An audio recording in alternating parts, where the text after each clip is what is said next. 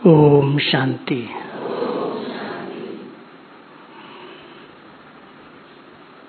बाबा के बहुत बहुत स्नेही बच्चे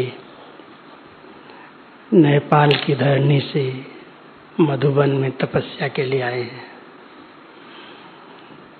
मधुबन में भी बाबा, दादियाँ और साथ साथ ही प्रकृति आप सबका स्वागत करती है। मैं समझता हूँ कुछ लोगों को पहला ही चांस होगा जो मधुबन में रह करके तपस्या कर रहे हैं। वैसे तो मधुबन में शांति बनाते हैं तो सैर करके 4 धाम करके चले जाते हैं, लेकिन अभी आप 3 दिन यहाँ रह करके बाबा के हर पार्ट को, हर संबंध को बहुत समीपता से अनुभव कर रहे होंगे, क्योंकि बाबा संगम युग पर अपने बच्चों को सर्व संबंधों की अनुभूति कराते हैं। संबंध आदिकाल से चले आए हैं, सतयुग से लेकर के जब आत्मा इस कर्म क्षेत्र पर पाठ बजाने के लिए आई तो पहला माता पिता का संबंध मिला, फिर भाई बहनों का संबंध मिला, दोस्तों का संबंध मिला, शिक्षक का, गुरु का, बहुत सारे संबंध हमारे एक दूसरे के साथ और सहयोग के लिए मिलते रहे। वैसे भी कहते हैं संबंध होते हैं सुख देने और सुख लेने के लिए, सहयोग देने और सहयोग लेने के लिए। लेकिन वो संबंध जो सतयुग और त्रेता में थे, उन संबंधों से तो हर एक को सुख मिला, क्योंकि वहाँ पर कोई स्वार्थ नहीं था, कोई इच्छाएं लेकर के, कामनाएं रख करके एक दूसरे की मदद नहीं करते थे। निस्वार्थ भाव से सब संबंध निभाए और एक दूसरे को सुख दिया, सुख लिया। लेकिन जब द्वापर युग शुरू हुआ और आत्मा देह अभिमान में आई तो संबंध तो उस समय भी थे, थोड़ा सा विस्तार हुआ संबंधों का, लेकिन उन संबंधों में स्वार्थ आ गया और स्वार्थ के कारण कई प्रकार के विघ्न, टकराव पैदा होने लगे। 84 जन्मों का चक्र हम सब धीरे धीरे पाठ बजाते बजाते अभी संगम युग पर पहुंचे हैं। अब बाबा कहते हैं बच्चे, देह सहित देह के सब संबंधों को भूल जाओ, मेरे से सब संबंध जोड़ लो। तो सभी ने बाबा से संबंध जोड़े हैं कि कोई संबंध जोड़ा है, कोई नहीं, सब जोड़े हैं। अच्छा, माताओं ने सब जोड़े हैं। सबसे प्यारा संबंध कौन सा है? पिता का। अच्छा, और सखा का, अच्छा, खुदा दोस्त है। और साजन का। वैसे तो जीवन में हर संबंध की जरूरत पड़ती है, लेकिन मेरा अपना पर्सनल अनुभव ये रहा कि मैंने बाबा को शुरू से शिक्षक के रूप में बहुत प्यार किया है। शिक्षक,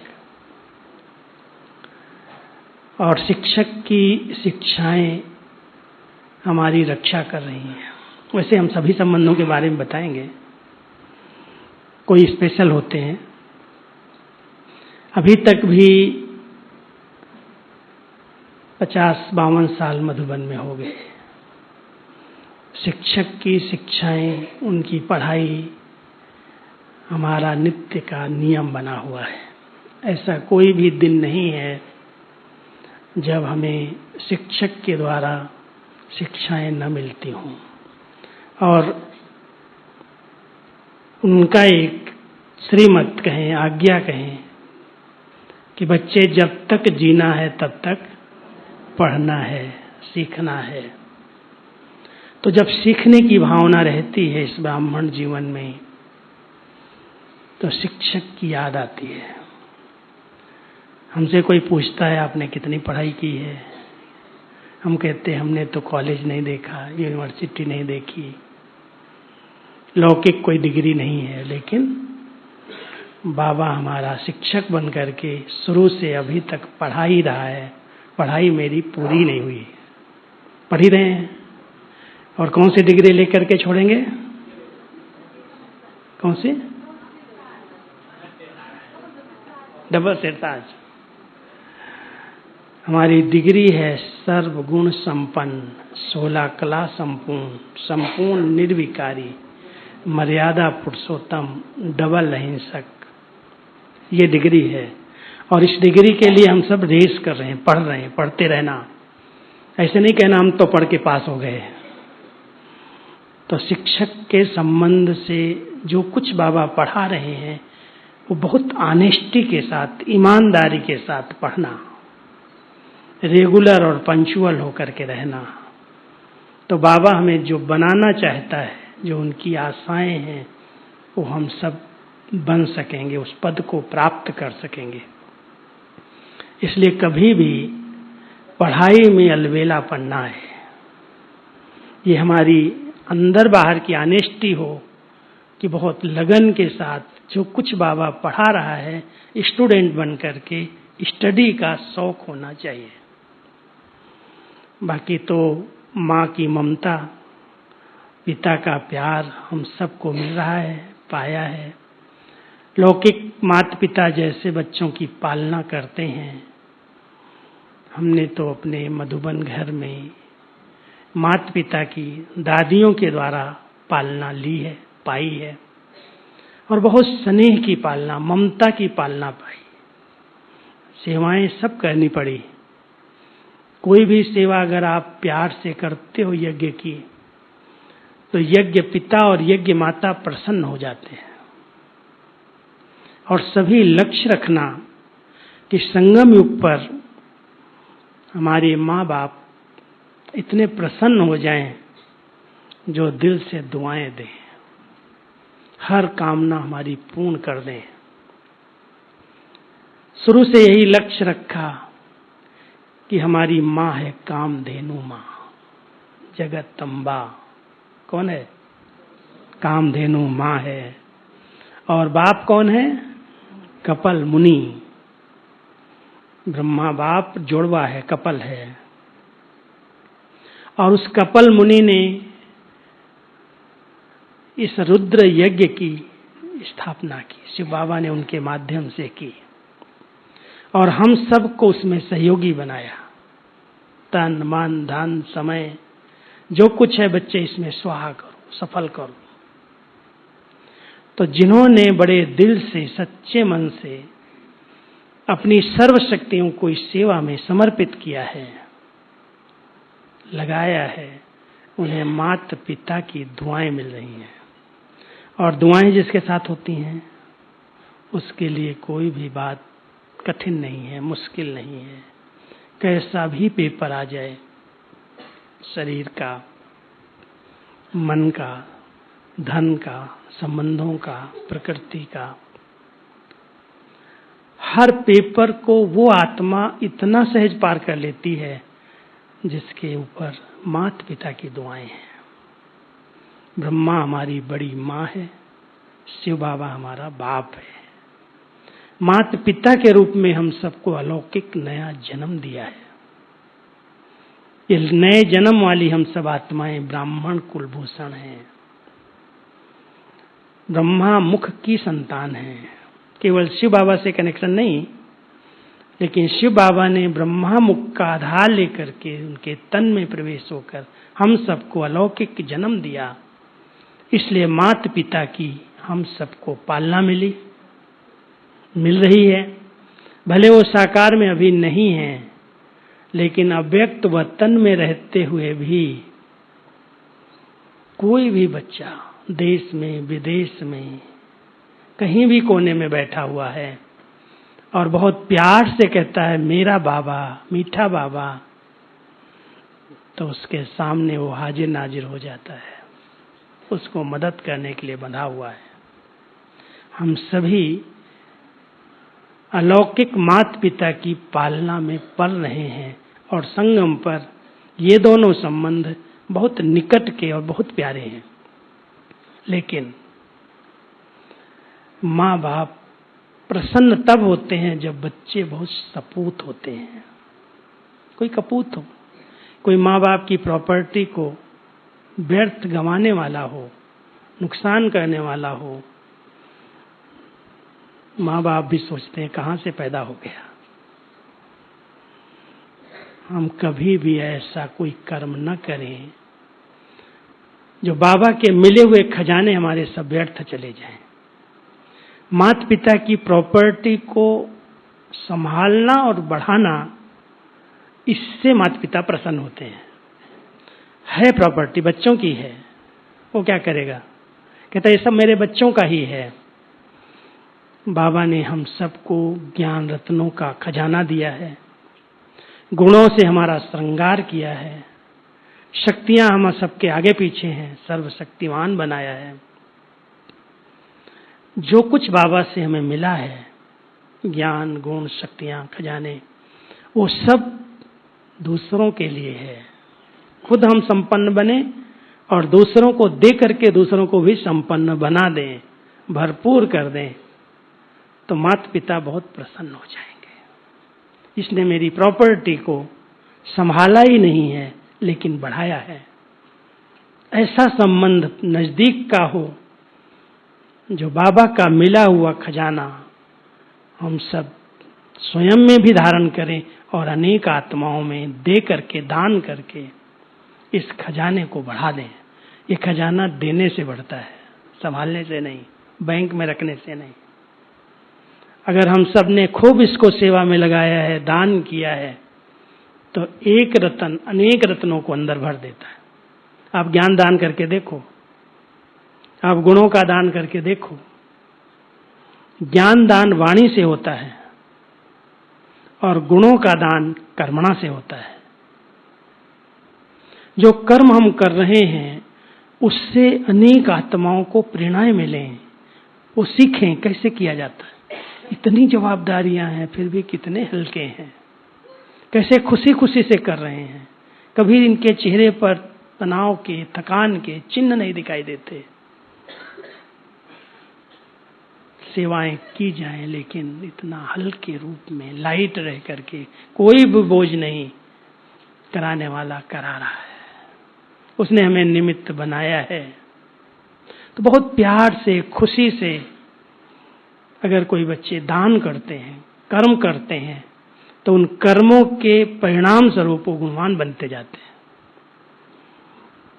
कर्मों से अनेक आत्माएं सीखती हैं। जैसे आपने कोई हो जो पुराने हैं, देखा है हमारी दादी को, जानकी दादी को, 104 साल की उम्र में इतनी शारीरिक प्रॉब्लम्स होते हुए भी सुबह देखो तो लाइन चल रही है, डॉक्टर आए हुए हैं, और शाम को देखो तो क्लास करा रही है, इधर से उधर देश विदेश में जा रही है। मैं समझता हूँ लास्ट तक भी दादी ने सेवाएं नहीं बंद की। इतनी उम्र में भी सब जगह जाना, सेवा करना, सबको पालना देना, ऐसे कर्म किए जो लोगों को अभी तक भी, जो जवान हैं, जो थोड़ा मजबूत हैं, वो आलसी होंगे, लेकिन दादियां इतनी उम्र में भी ऐसे ऐसे कर्म करती, सेवा करती रही। कर्मों से उन्होंने गुणों का दान कर दिया। वाणी से जो आया उसको कुछ न कुछ अनमोल रतन सुना दिए, वो खुद माला माल बन गई। आप सब जानते हो दादी जानकी जी की शुरू से लेकर के, मैंने जब भी मधुबन में टाइप शुरू की है, एक भी क्लास मैंने दादी की मिस नहीं किया, सब टाइप किया। टोटल स्टॉक है मेरे पास। चाहे वो विदेश में रही, चाहे देश में रही। मधुबन में रहती थी तब मैं डायरेक्ट टाइप कर लेता था, विदेश में रहती थी तो वहां से क्लासेस रिकॉर्ड होके या कोई लिख के भेजता था। हर क्लास, लेकिन हर क्लास में नवीनता। लास्ट तक भी उनकी क्लासेज में रिपीटेशन बहुत कम थी, कुछ शब्दों की हुई बाद में, लेकिन लास्ट तक भी कुछ न कुछ नया सुनाया। इतना ज्ञान रत्नों से आत्मा भरपूर हो गई। लौकिक पढ़ाई क्या थी, 3 क्लास पढ़ी थी, लेकिन वो बुद्धिवान, एकदम ज्ञान रत्नों से भरपूर आत्मा। कैसे बनी? शिक्षक की पढ़ाई से इतना प्यार था जो हर समय मुरली उसके हाथ में थी। कोई दूसरी किताबें नहीं पढ़ी, कोई बाहर का साहित्य नहीं पढ़ा, लेकिन बाबा की मुरली कई बार पढ़ी। जब जाओ, कोई और सेवा नहीं है, कोई सामने नहीं है, या तो कोई को जवाब देना है तो ईमेल पढ़ रही है या मुरली पढ़ रही है। मुरली का चिंतन करके, मनन करके, उसको दूसरों को दान करके और अपने आप को माला माल बना लिया। क्या शिक्षक प्रसन्न नहीं होगा? ज्ञान का दान किया, गुणों का दान किया और मनसा से शक्तियों का दान किया। शुभ भावनाएं, सब आत्माओं का भला हो, सब आगे बढ़ें। कभी भी किसी के प्रति ये नहीं सोचा ये कैसा कर्म कर रहा है, ये ऐसे क्यों कर रहा है, वो ऐसे क्यों कर रहा है। हर आत्मा का अपना पार्ट है, सबके प्रति शुभ चिंतक, सबके प्रति शुभ भावनाएं। हम सबको ये प्रेरणाएं मिलती हैं कि अगर हमें बाबा ने दिया है शक्तियां, तो माँ बाप प्रसन्न तब होंगे, उस संबंध का सुख हम तब ले सकेंगे जब उनके मिले हुए खजानों को, उनसे प्राप्त हुई शक्तियों को हम दूसरों को दे करके अपने पे भरपूर करेंगे और दूसरों को भी माला माल बनाएंगे।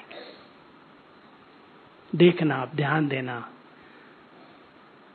माता पिता आज्ञाकारी बच्चों पर प्रसन्न होते हैं, शिक्षक ईमानदार बच्चों पर प्रसन्न होता है और सतगुरु फरमानबरदार है। वो भी आज्ञा ही, लेकिन वो बहुत सिर माथे रखने वाली आज्ञा। कहते हैं सतगुरु की आज्ञा सिर माथे, एक भी आज्ञा का उल्लंघन न हो, अवज्ञा न हो जाए। माता पिता की आज्ञा तो कभी कभी बच्चे अलवेलेपन में टाल भी देते हैं, माफ कर देगा, लेकिन सतगुरु माफ नहीं करेगा। कहते हैं सतगुरु का निंदक ठौर न पाए।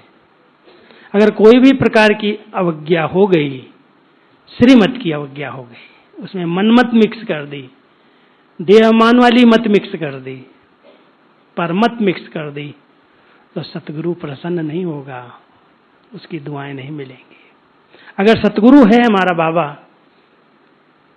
वैसे गुरु के लिए कहते हैं गुरु माना गति सदगति करने वाला। लौकिक में तो गुरु कहाँ सदगति कर पाए, खुद की नहीं हुई दूसरों की क्या करेंगे।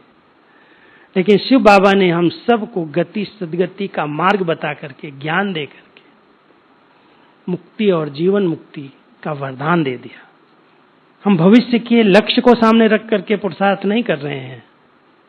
इस जीवन में बाबा ने हमें मुक्ति और जीवन मुक्ति दी है। विकारों से, बुराइयों से, बंधनों से मुक्त कर दिया। और क्या चाहिए? मुक्ति और क्या है? व्यसनों से भी मुक्त कर दिया। सारी दुनिया, हर एक आत्मा कहीं न कहीं किसी न किसी बंधन में बंधी हुई है और बंधन दुख दे रहा है और दुख के कारण वो सोचता है कि हमें मोक्ष मिल जाए, छूट जाए हम। और बाबा क्या कहते हैं? बच्चे, मोक्ष किसी को नहीं मिलता, मुझे ही नहीं मिलता। मोक्ष मिलना माना क्या हो गया? हो गया, खत्म, समा गया जाकर के, मोक्ष नहीं मिलता।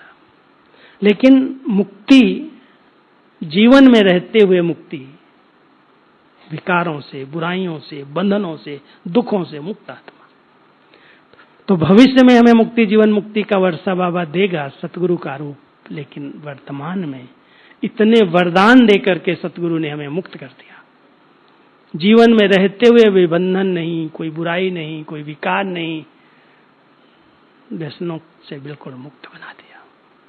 तो सतगुरु के जो बच्चे हैं, जिनका संबंध सतगुरु के रूप में बाबा से है, वो कभी भी किसी भी बंधन में बंधे हुए नहीं होंगे। बाप के रूप में आज्ञाएं पालन कर रहे हैं, उनका शो कर रहे हैं, दुआएं ले रहे हैं। शिक्षक के रूप में बहुत ईमानदारी से पढ़ाई कर रहे हैं, लगन से पढ़ रहे हैं, जब तक हैं जीवन में तब तक सीख रहे हैं, लक्ष्य सामने है और सतगुरु की आज्ञाएं सिर माथे। जरा भी अवज्ञा न हो। अमृत वेले से रात तक बाबा ने जो आज्ञाएं दी हैं, कुछ आज्ञाएं हैं, कुछ फरमान। जैसे मिलिट्री के अंदर फरमान निकाल देते हैं, शूट एंड साइट। अगर कुछ गलत करे, आज्ञा न माने, तो उसको शूट कर दो। बाबा नहीं शूट करता, माया शूट कर देती है। इसलिए सतगुरु की आज्ञा पर कभी भी कोई भी प्रकार का अलबेलापन नहीं चाहिए। और सतगुरु की मेन आज्ञा है, पहला वरदान है पवित्र बनो, योगी बनो। जिस आत्मा ने शुरू से अंत तक इस ब्राह्मण जीवन में इस वरदान को अपने जीवन में उतारा है, पवित्र है, योगी है, वो सतगुरु की दुआओं का, वरदानों का पात्र है। अगर जरा भी इसमें लूज है, अलबेला है, तो उसके वरदान नहीं मिल सकते। इसलिए पहला वरदान, जन्म से वरदान सतगुरु का हम सबको मिला, बी होली, बी योगी। सभी पुरुषार्थी कर रहे हैं पुरुषार्थ। जितनी आत्मा संपूर्ण पावन बनती जाएगी,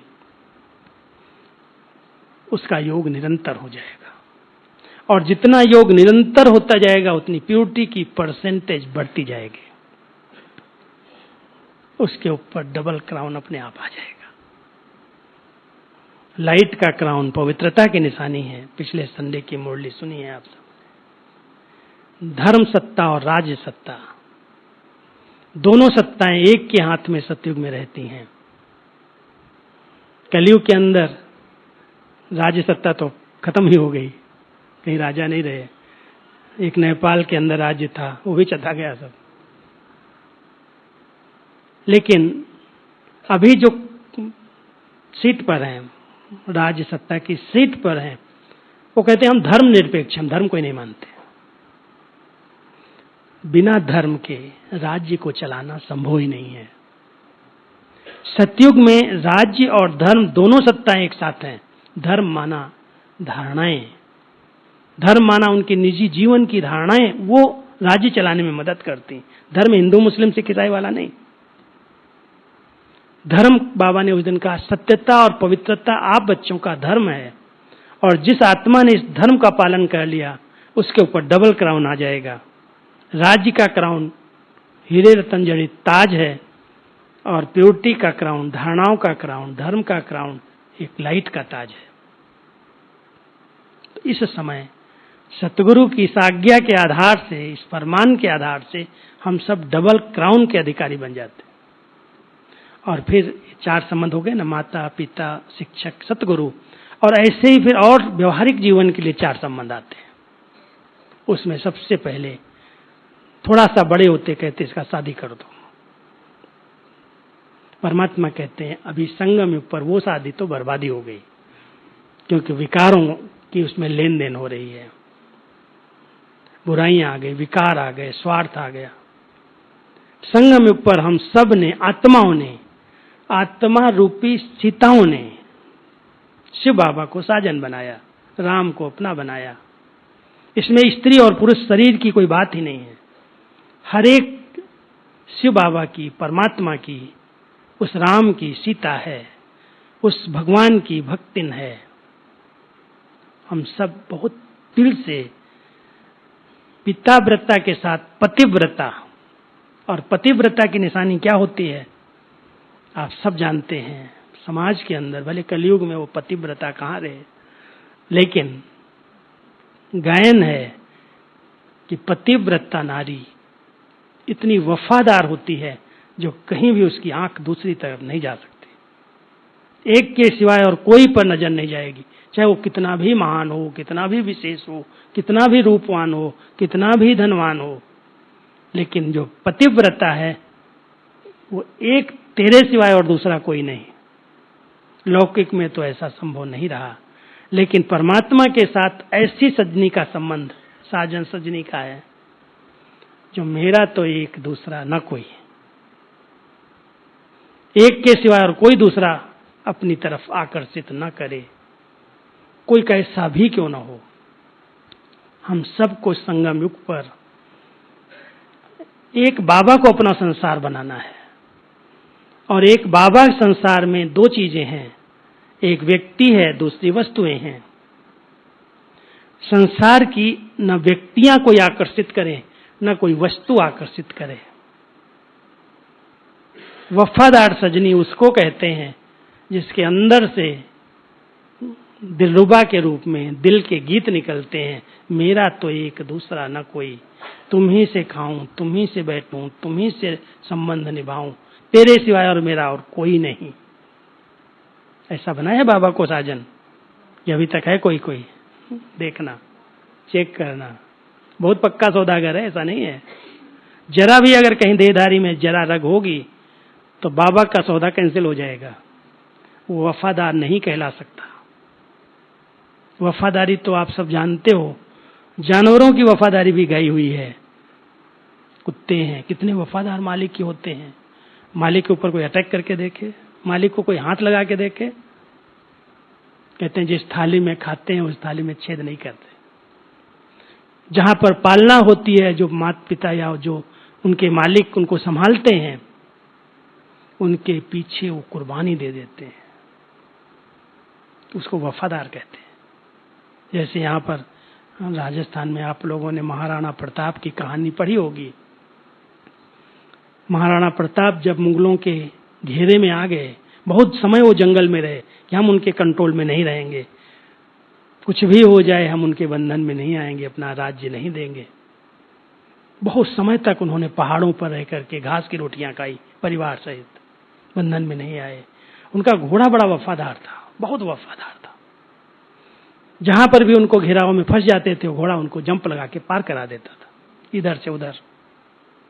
लास्ट में उदयपुर के पास हल्दी घाटी है, और हल्दी घाटी में यादगार है कि जब मुगलों ने पीछे से अटैक किया, वार करने लगे, तो उस घोड़े ने, बहुत बड़ा नाला था, कूद गया, और वो कूदा तो बहुत बड़ा नाला था, पार हो गया, लेकिन वो गिरा तो वहीं पर उसकी मौत हो गई। महाराणा प्रताप को कुछ नहीं हुआ, वो बचा दिया उसको। ये वफादारी थी। कहने का भाव मेरा, पतिव्रता और पिताव्रता अगर साजन है तो उसके पीछे हम सब की ये जीवन है, उसके सिवाय और कोई नहीं है। इतनी वफादारी चाहिए, कहीं भी आंख न जाए। कोई कितना भी कुछ दे रहा हो सहयोग, मेरे को क्या देगा। सब संबंधों से एक बाबा को बनाना, और उसमें ये संबंध इतना समीप का है, लौकिक में भी इसके बिना नहीं रह सकते।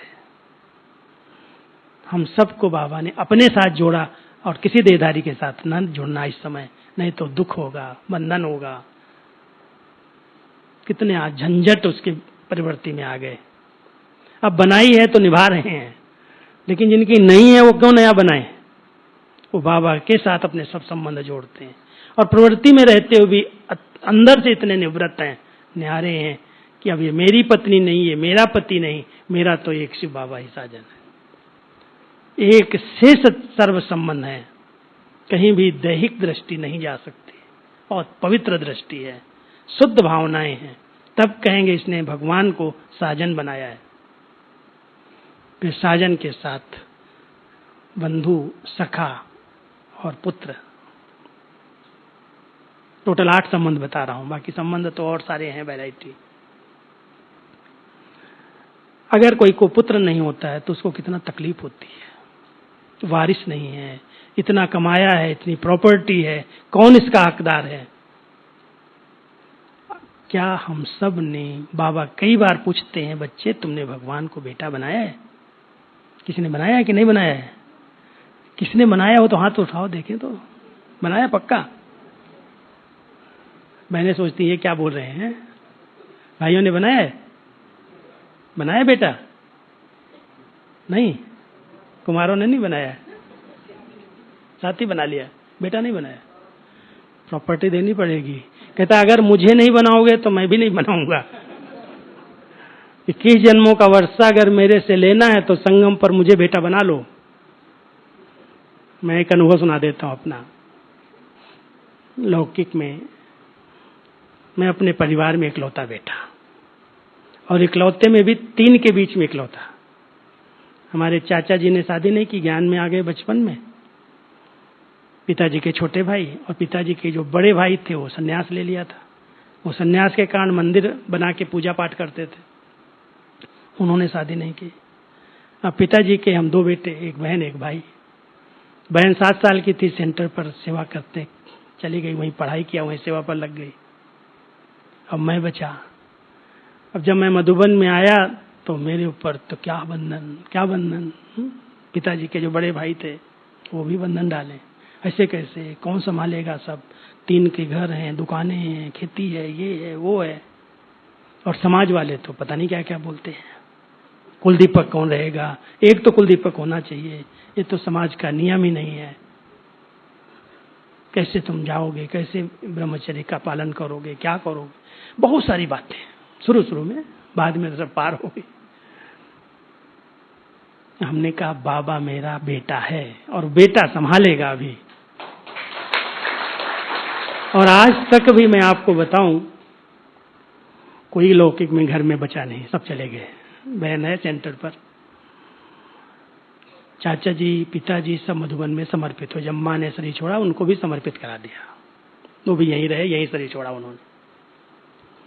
लेकिन हमने शुरू से एक ही लक्ष्य रखा था कि घर में जिसकी जरूरत पड़ती है, भाई गाय है, बैल है, भैंसे हैं, इनको तो बेच दो, इनको कौन संभालेगा। लेकिन घर और खेती नहीं बेचना, दुकान भी भले बेचो।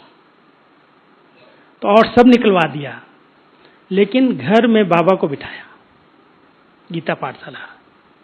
और जो पक्के कुमार उस समय के निकले हुए हमारे बचपन के साथी थे, उनको घर दिया संभालने के लिए। कोई भिखारी यहां नहीं रहेगा, बहुत बड़ा घर। और उसके साथ साथ खेती में जो पैदा होगा, आप लोग जैसा जो बो, जो पैदा करो, जितना यज्ञ में देना चाहो दो, नहीं देना चाहते नहीं दो, लेकिन ये सब बाबा का है, बाबा के लिए सेवा में लगना चाहिए। आज तक रोज मुरली चलती है, भोग बनता है, दीपक जलता है। तो कुल दीपक तो घर में बैठा है। अगर 25-30 भी पहुंच जाएं, अगर गांव में, इतने छोटे गांव में 20, 25, 40 पहुंच जाएं, एक बार हम लोग 50 बहनों को लेके गए पिकनिक कराने के लिए। आराम से सब चारों तरफ सो गए। लेकिन बाथरूम थोड़ी दिक्कत होती, 1-2 ही थे, जो गांव में बनाने नहीं देते जल्दी। कुआं था, पानी तो बहुत होता कुएं में, बिजली नहीं है, लेकिन सोलार लगा लिया था। 50-60 लोग पूरी रात आराम से पिकनिक किया, भट्टी किया, योग किया। तो कुल दीपक तो बैठा है ना। घर एक आश्रम बना हुआ है, खेती का पैसा घर मधुबन आता है, सेंटर पर जाता है, और हम बाबा की सेवा कर रहे हैं। अगर पक्के हैं, कुमार पक्के हैं, और बाबा को कुल दीपक बनाया है, तो कोई बंधन डाल ही नहीं सकता है कि तुमको तो शादी करनी पड़ेगी। कोई एक बच्चा तो चाहिए, इसलिए चाहिए, मोक्ष के लिए, मुक्ति के लिए, तर्पण अर्पण के लिए। क्या चाहिए, सब कर दो, सबका एक साथ ही कर दो। लेकिन संबंधों में बाबा को अगर अपना बनाया है, तो सब पहला हिस्सा, पहला अधिकार बाबा का है। इसलिए कई माताएं कहती हैं, मेरे 3 बेटे तो हैं, लेकिन बड़ा बेटा शिव बाबा है। जो बेटों के लिए मंगाएंगे, जो उनके लिए रखेंगे, वो सबसे पहला हिस्सा बाबा के लिए निकालेंगे। बहुत भोली सच्ची माताएं जो हैं, बहुत दिल से बाबा के लिए। कोई इतना छोटा सा, एक माता एक बार इतना छोटा सा झूला बना के ले आई कि बाबा बेटा है, झूले पर झूलेगा, सोने का बना के ले आई। कोई कुछ बना के ले आते, कोई उनके लिए कपड़े ले आते हैं। बच्चे ले रहे हैं तो हमारे सेंटर पर होना चाहिए, बाबा के लिए होना चाहिए। तो उसका अधिकार, उसका हिस्सा, उसकी याद बेटे के रूप में अगर करेंगे तो बेटा बहुत सेवा करेगा। वो बेटे तो आजकल पता नहीं क्या करते हैं, माँ बाप को भी वृद्धाश्रम में रख के आ जाते हैं। लेकिन हमारा बाप, हमारा बेटा हमारी अंत तक सेवा करने वाला निश्चित है, कभी कोई तकलीफ होने नहीं देगा। लेकिन अगर सच्चाई है तो संबंधों में सच्चाई बहुत जरूरी है। बंधु है, भाई है, सदा ही पार्टनरशिप निभाता है। कोई भी बात हो सहयोगी बनता है, साथ देता है। आजकल तो 2 भाई भी एक साथ नहीं रहते, एक साथ शादी हुई और चूल्हे अलग हो गए। लेकिन बाबा हमारा सच्चा भाई बन जाए और हर समय मदद के लिए बंधा हुआ हो, साथ दे, सहयोग दे, दुख का दुख साथी बने, तो भाई के रूप में बाबा को याद करो। और फिर सखा, खुदा दोस्त है, खुदा दोस्त है, खुदाई खिदमतगार है। उसकी खिदमत पर हम सब, उसकी सेवा पर हम सब हैं। और दोस्त से कोई बात छिपाई नहीं जाती। जो कुछ अंदर है वो बाहर होता है। माता पिता से छिपाएंगे, टीचर से छिपा लेंगे, लेकिन दोस्त के आगे क्लियर होते हैं। इसलिए बाबा कहता सर्व संबंध मेरे से जोड़ो। ऐसे नहीं हद का कोई मित्र बना लेना, फिर क्या होगा? वो मित्र कहीं ना कहीं अगर धोखा दे दिया तो दुख होगा, परेशान हो जाओगे। आज का सच्चे दोस्त कहाँ रहे? स्वार्थ के साथी हैं। जब तक आपके पास पैसा है, मान मर्तबा है, धन दौलत है, तब तक आपके साथ साथ हैं। और जिस दिन कुछ ऐसा हो गया, आपकी जरूरत पड़ी, दोस्त दुश्मन बन जाता, किनारा कर लेता। हमारा खुदा दोस्त ऐसा नहीं है, धोखा देने वाला, हर पल साथ निभाने वाला है। सच्चे दिल से अगर उसको खुदा दोस्त बनाया है, अपना सब समाचार उसको दो और उसका सहयोग लो। बहुत प्यार से रू रिहान करो, बड़े दिल की बातें करो, कुछ भी छिपाओ नहीं। अपने आप उस समय पर साथ देगा, मदद देगा, गाइड करेगा, गुप्त रीति से आपको टच कर देगा, किसी न किसी को निमित्त बना देगा। तो हम सब बाबा को खुदा दोस्त बनाएं, अपना सच्चा भाई बना लें और साथ साथ बेटा बना लें, साजन बना लें। तो ये 4 संबंध इधर, 4 संबंध इधर। जो हमारे रोज के संबंध हैं वो माता पिता, शिक्षक, सतगुरु, रोज की पालना में हम सब पल रहे हैं। इन चारों संबंधों की तो रोज पालना मिल रही है। इतनी प्यार से बाबा मुरली सुना रहा है शिक्षक बन करके, अमृत बेले उठाता है। माँ क्या करती है? कहते साकार में जब बाबा थे, मैं तो उस समय नहीं आया मधुबन में, मेरी पालना तो बाबा ने पत्रों से की, बचपन था, और बंधन बताया ना वो थोड़ा सा था। लेकिन बाबा सवेरे सवेरे उठ करके बच्चों को मक्खन मानी खिलाता था अपने हाथ से। मैं जब आया हूं तो दादी प्रकाशमणि ने उसी तरह से हम सबकी पालना की। कभी भी योग के बाद सोने नहीं दिया, कोई जाके सो जाए। कईयों की आदत होती है ना, योग के बाद जाके बिस्तर पर पकड़ ले सो लेते हैं। दादी कहती थी इनको सोने नहीं देना योग के बाद। एक यहाँ दादा आए, मिलिट्री के थे, रिटायर, बहुत चुस्त थे। तो वो ट्रक चलाते थे और सब्जियां लाते थे, बहुत चुस्त थे। तो दादा को दादी कहती थी देखना ये गोप जो है ना योग से उठते हैं, बिस्तर में सो जाते हैं, भाई लोगों को तुम जाओ इन पर पानी डाल के इनको उठा दो, सोने नहीं देना। रमणीकता से तो आता था सवेरे सवेरे, उठो उठो उठो, चलो नक्की लेक पर दौड़ लगाना है। और सबको एक साथ, करीब 15-20 भाई और कुछ बहनें भी चलती थी, सबको एक साथ दौड़ाता था, खुद भी दौड़ता था, सबको दौड़ाता था। और दौड़ाने के बाद एक जगह खड़ा कर देता, नक्की लेक पर पीटी कराता था, लेफ्ट राइट, मिलिट्री में करते ना ऐसे। वहां से फिर वापस आते थे तो दादी कहती थी सब थक के आए ना, लाओ मैं इनको मक्खन माने खिलाऊंगी। पालना माता पिता के रूप में, मक्खन माने खिलाऊंगी, कुछ न कुछ रोज नई चीज बना करके, गरम हलवा, मक्खन मानी, रोज सवेरे सवेरे जो सैर करके एक्सरसाइज करके आए उनको मिल जाएगा। आप पालना तो पालना ही है।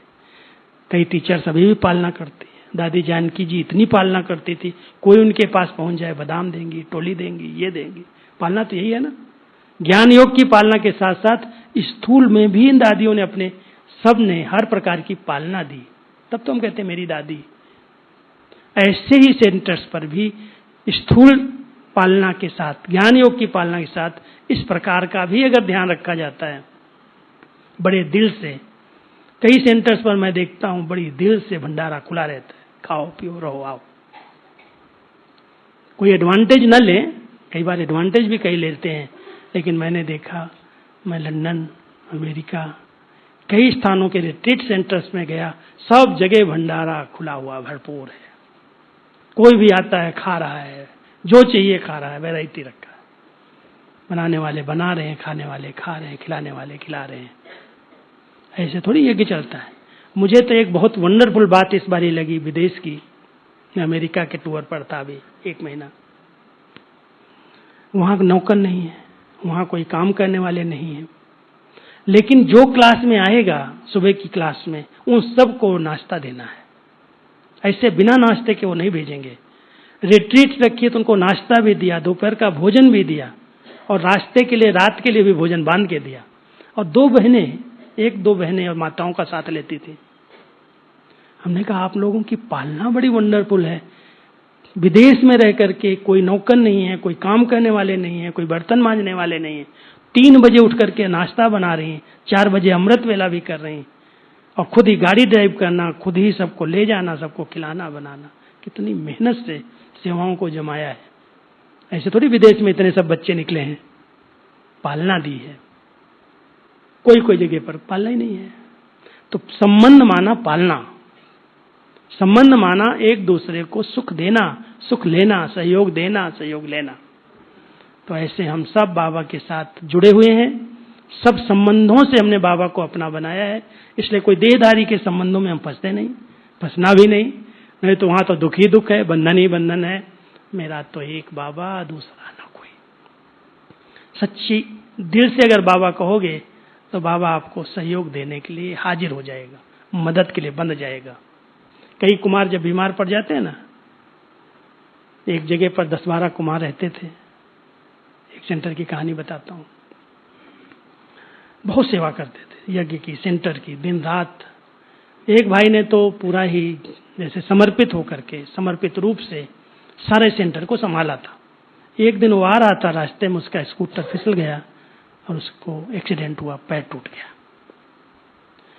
अब पैर टूट गया, अब उसको ये हिम्मत नहीं पड़ रही थी कि मैं लौकिक वालों को कैसे बोलूं और बहनों को कैसे बोलूं कि तुम मेरी सेवा करो। न बहनों को बोल सकता हूं, न मैं लौकिक को बोल सकता हूं। लेकिन जो 10-12 कुमार थे, उनको जब पता चला, वो भाग करके गए और उसको उठाया, हॉस्पिटल ले गए, डॉक्टर की सेवा किया, उसका ऑपरेशन कराया, और उसकी जब तक वो चलने फिरने जैसा नहीं हुआ तब तक उसके साथ 2 कुमार रहे, उसको सेवा दी, मदद की। नहीं तो कुमारों को तुरंत याद आता है, यार मैं अकेले पड़ गया, मैं बीमार हो गया, मुझे कोई पूछने वाला नहीं है, मुझे कोई खाने देने वाला नहीं, अब तो शादी कर लो तो अच्छा है। जितने कुमार फेल होते हैं ना, इसलिए फेल होते हैं।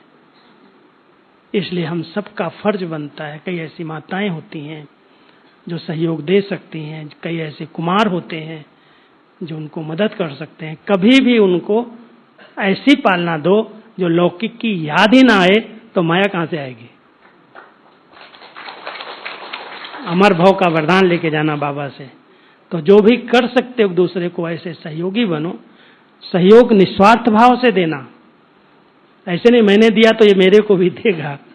कई लोग इस भावना से करते हैं तो उसका बंधन बन जाता है। ये बंधन नहीं है।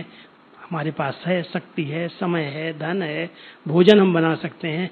और एक कोई कुमार बीमार पड़ गया, कोई कुछ उसको जरूरत है, तो सेंटर पर क्यों आधारित हो। सेंटर की बहनों की मर्यादाएं अपनी होती हैं, उनके नियम अपने होते हैं। अगर ज्यादा कोई को पूछने लगते हैं तो लोग गलत दृष्टि से देखते हैं।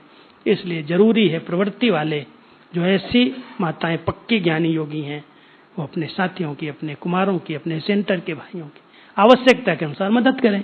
तो ये संबंध भी बहुत एक दूसरे को सहयोग देते हैं। वो बाबा से बिछुड़ता नहीं है, बाबा से जुड़ जाता है।